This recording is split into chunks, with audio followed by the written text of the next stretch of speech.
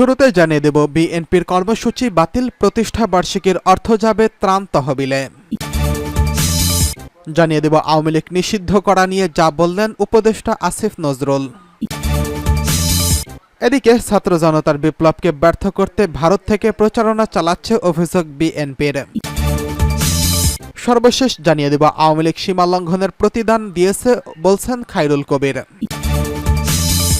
বিএনপির কর্মসূচি বাতিল, প্রতিষ্ঠা বার্ষিকীর অর্থ যাবে ত্রাণ তহবিলে।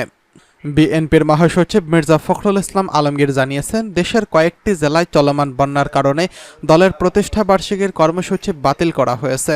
কর্মসূচিতে যে অর্থ ব্যয় হওয়ার কথা ছিল তা ত্রাণ তহবিলে দেওয়া হবে বলে জানিয়েছেন তিনি। বুধবার রাজধানীর গুলশানে চেয়ারপারসনের কার্যালয়ে এক সংবাদ সম্মেলনে এই কথা বলেন মহাসচিব মির্জা ফখরুল ইসলাম আলমগীর। দলের স্থায়ী কমিটির বৈঠকে এমন সিদ্ধান্ত নেওয়া হয়েছে বলেও জানান মির্জা ফখরুল। তিনি বলেন, এখন প্রতিষ্ঠা বার্ষিকী কর্মসূচির মধ্যে শুধু দলীয় পতাকা উত্তোলন এবং দলের প্রতিষ্ঠাতা জিয়াউর রহমানের কবরে শ্রদ্ধা নিবেদন করা হবে। বিএনপি মহাসচিব বলেন, বিএনপির অপকর্ম করে না, কেউ কেউ ব্যক্তিগতভাবে অপকর্ম করেছে, সেটার কিন্তু সাথে সাথে ব্যবস্থা নেওয়া হচ্ছে। আমাদের প্রায় 56 থেকে 57 জন নেতাকর্মীর যারা এগুলো করেছে তাদের বিরুদ্ধে ব্যবস্থা নেওয়া হয়েছে, তাদের বহিষ্কারও করা হয়েছে।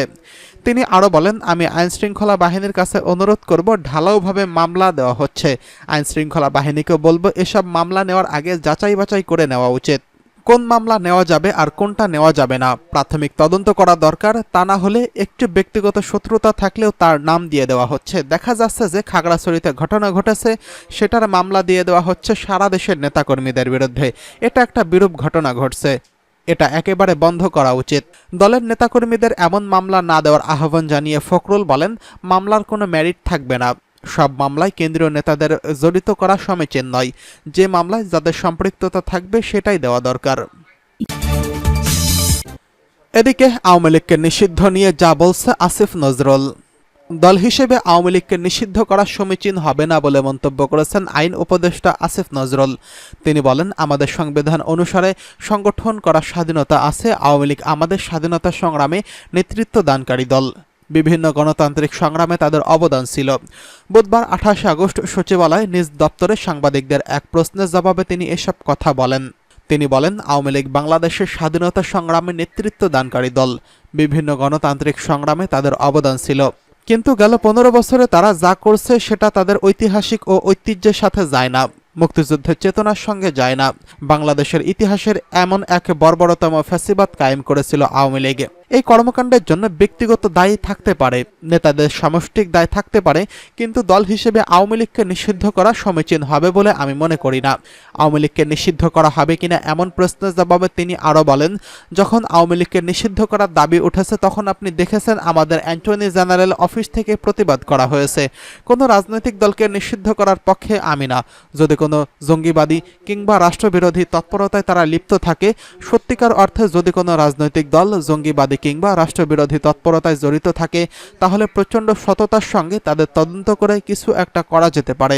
আওয়ামী লীগকে অনেকেই সন্ত্রাসী সংগঠন হিসেবে আখ্যায়িত করেছেন। একটি দলকে কখন সন্ত্রাসী সংগঠন বলা উচিত এমন প্রশ্নে তিনি বলেন, যারা বাংলাদেশের অস্তিত্ব ও সার্বভৌমত্বে বিশ্বাস করে না, বাংলাদেশের গণতান্ত্রিক রাজনীতি নস্যাৎ করতে চায়, মুক্তিযুদ্ধের চেতনার বৈষম্যহীন শোষণহীন সমাজকে ধ্বংস করার জন্য যারা পরিকল্পিতভাবে সশস্ত্র সংগ্রাম করে, তাদের সন্ত্রাসী সংগঠন বলা উচিত। তবে মতামত প্রকাশ যতটা অবারিত রাখা যায় ততই ভালো। ছাত্র জনতার বিপ্লবকে ব্যর্থ করতে ভারত থেকে প্রচারণা চালানো হচ্ছে। বিএনপির মহাসচিব মির্জা ফখরুল ইসলাম আলমগীর বলেন, ছাত্র জনতার বিপ্লবকে ব্যর্থ করতে বিদেশ থেকে, বিশেষ করে ভারত থেকে এমন কিছু প্রচারণা চালানো হচ্ছে যেটার উদ্দেশ্য বাংলাদেশের বিপ্লবকে নস্যাৎ করা। তারা কতগুলো রাজনৈতিক ইস্যুকে করা হচ্ছে সেটা একেবারেই গ্রহণযোগ্য নয়। প্রথম দিকে তারা প্রচারণা চালিয়েছে যে এখানে সংখ্যালঘুদের উপর নির্যাতন করা হচ্ছে, যার 1-2% সঠিক নয়। বুধবার 28 আগস্ট গুলশানে বিএনপির চেয়ারপারসনের রাজনৈতিক কার্যালয়ে এক সংবাদ সম্মেলনে তিনি এসব কথা বলেন। ফখরুল বলেন, যেসব ঘটনা ঘটেছে সেগুলো সংখ্যালঘু হিসেবে নয়, সেটি রাজনৈতিকভাবে ঘটেছে। এখন আবার দখলদারিত্বের ঘটনা নিয়ে প্রচারণা চালানো হচ্ছে। সেখানে 1-11 সরকারের সময়ের মতো বিএনপিকে লক্ষ্য করে প্রচারণা চালানো হচ্ছে। আমি মনে করি এটা অত্যন্ত অন্যায় হচ্ছে। কারণ গত 15 বছর ধরে বিএনপি এই দেশে গণতন্ত্রকে পুনরুদ্ধার করার জন্য সবচেয়ে বেশি ত্যাগ স্বীকার করছে। দলের চেয়ারপারসন খালেদা জিয়া সম্পূর্ণ মিথ্যা মামলায় সাজা খেটেছেন। ভারপ্রাপ্ত চেয়ারম্যান বিদেশে নির্বাসিত রয়েছেন। আমাদের শীর্ষ নেতাদের একজনও বাকি নেই যারা 5 থেকে 10 বছর জেলে যায়নি। নেতাদের নামে 100 থেকে 300 পর্যন্ত মামলা হয়েছে। সাজা হয়েছে প্রায় 2500 নেতাকর্মীর। গুম হয়েছে 7 থেকে 800 নেতাকর্মী। খুন হয়েছে 2500-এরও বেশি। গ্রেফতার হয়েছে অনেকেই। গণতন্ত্র পুনরুদ্ধারে বিএনপির অবদানকে খাটো করার একটা পরিকল্পিত প্রচারণা চালানো হচ্ছে বলেও দাবি করেন মির্জা ফখরুল। বিএনপিকে নিয়ে জামায়াত ইসলামের আমিরের বক্তব্যের প্রসঙ্গে তিনি বলেন, এটা একটা চক্রান্ত। আমরা তো 1/11-র কথা ভুলে যাইনি। 1/11-তে যেটা হয়েছিল বিরাজনীতিকরণের চেষ্টা। যাদের জনসমর্থন নেই, জনগণ মনে করে না যে এরা সরকার চালাতে পারবে না। আমি কোনো দলের নাম বলছি না। আমাদের সংগ্রাম তো হচ্ছে গণতন্ত্রকে প্রতিষ্ঠা করার জন্য। সেই জন্য তো আমরা নির্বাচনের কথা বলবো। এটা আমাদের অধিকার। নির্বাচনের জন্য তো এতদিন ধরে সংগ্রাম করেছি। আমরা আশা করব জনগণের মধ্যে বিভাজন সৃষ্টি করবেন না, এমন কোনো বক্তব্য আপনি দিবেন না। আওয়ামী লীগ সীমা লঙ্ঘনের প্রতিদান দিচ্ছে বলছেন খায়রুল ইসলাম। বিএনপির যুগ্ম মহাসচিব খায়রুল কবির খোকন বলেছেন, আওয়ামী লীগ সরকার সীমা লঙ্ঘনের শেষ পর্যায়ে চলে গিয়েছিল, যার প্রতিদান তারা পেয়েছে। বুধবার 28 আগস্ট জাতীয় প্রেস ক্লাবের আব্দুস সালাম হলে বাংলাদেশ জাতীয়তাবাদী সাংস্কৃতিক দলের উদ্যোগে আয়োজিত জাতীয় কবি নজরুল ইসলামের 48তম মৃত্যুবার্ষিকী উপলক্ষে এক আলোচনা সভায় এসব কথা বলেন। খায়রুল কবির খোকন বলেন, নজরুল ছিলেন একজন প্রতিবাদী চরিত্র। তার লেখনের ধারে এদেশের মানুষের রক্তে পিঞ্জর চলে। এই ফ্যাসিবাদী সরকারের পতনে সাধারণ জনগণ তথা ছাত্র সমাজ এত শক্তি কোথায় পেল, এত সাহস কোথায় পেল? রাস্তায় রাস্তায় লাশ পড়ে থাকতে দেখেছি। এমন অনেক লাশ আছে যাদের কোনো খোঁজই পাওয়া যায়নি। তারা কোনো লিস্টের মধ্যেই নেই। জীবন দেওয়াটাই যেন সাহসিকতা ছিল এবং ফ্যাসিবাদী সরকারের বিরুদ্ধে। তিনি বলেন, পবিত্র ইসলাম ধর্মে আছে তোমরা সীমা লঙ্ঘন করো না। সীমা লঙ্ঘনকারীকে আল্লাহ তাআলা পছন্দ করেন না। এই ফ্যাসিবাদী সরকার সীমা লঙ্ঘনের শেষ পর্যায়ে চলে গিয়েছিল, যার প্রতিদান তারা এখন পেয়েছে। জাতীয়তাবাদী সাংস্কৃতিক দলের সভাপতি হুমায়ুন কবির ব্যাপারী বলেন, এই ফ্যাসিবাদী সরকার গুম, খুন ও নির্যাতনের মাধ্যমে স্বৈরাচারের এমন এক পর্যায়ে চলে গিয়েছিল, যার মাধ্যমে দেশের সাধারণ জনতা বুঝতে পেরেছিল এই সরকার তাদের জন্য ভালো কিছু করে দিতে পারবে না। ব্যাংক লুটপাটের মাধ্যমে দেশের অর্থনীতিকে পঙ্গু করে দিয়ে একনায়কতন্ত্র কায়েম করেছিল তারা।